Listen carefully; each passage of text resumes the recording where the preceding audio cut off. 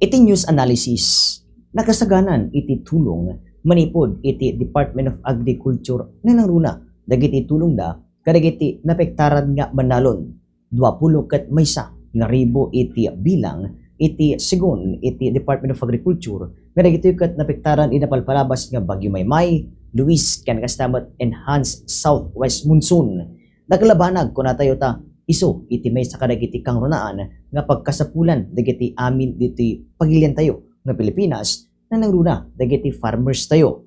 Kat dita nga no daduma mawanan iti namnama dagiti daduma nga manalon no dagitoin kat nadadael wenno nabagyo dagiti taltalunendan.